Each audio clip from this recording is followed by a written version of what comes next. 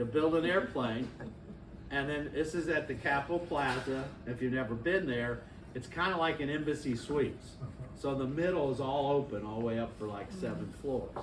And so we'll all line up around like the 3rd and 4th floors. And we'll have a target down in the center lobby, and everybody's going to fly their paper airplanes, and we'll see who will get the closest from each district, and they'll have a prize. But it'll be kind of a fun way, a little competition, a little fun thing. So we're really pushing hard to get a lot of people to go ahead and come down on Friday night, not just come down on Saturday. Again, we're going to do what we've done the last 2 years. If it's your first time to attend a conference, your registration will be free. You won't have to pay your registration fee, because we want people to go there to get there and experience it. But this is going to be a really, really big, good conference. And so I encourage you guys to get that on your calendar. I'd like to have a good turnout for our club and for our district. Another area of focus is really going to be increasing that communication. And so we're going to try to do a better job of communicating to our districts, but getting information to the clubs. In the past, there was always kind of this mentality or whatever that, come to the conferences so you can get the information. And so it's like, oh, this information, if you don't come to the conferences, you're missing out on this information. Well, I don't agree with that. I mean, the thing is, more information we can get out to the clubs and help them, better off they'll be. And I think if they feel like you're helping them, they're going to want to come to the conferences, because they're going to want to get more. So we're going to try to do a better job of really getting information out to the clubs through the lieutenant governors, through email stuff. Denise is my chair of my leadership development committee, and so she's going to help with some of the communication pieces and things like that.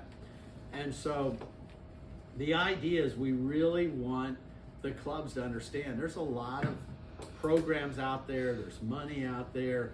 We want them to know what other clubs are doing. We're trying this year. I think the district's done a much better job, if you follow on Facebook, trying to communicate what other clubs are doing across the state, because that gives you ideas. Plus, sometimes it's fun to go participate in some of those things. Well, we're even going to do a bigger job of doing that, of trying to get that out and get that communicated. One of the other major changes that we're doing, and it won't negatively affect us for what we're doing. Let me get my little sheet here so I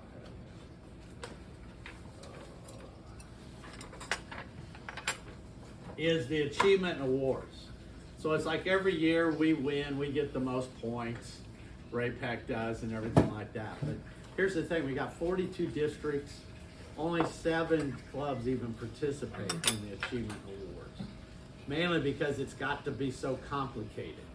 I mean, they've got this 6-page sheet of all the rules and points.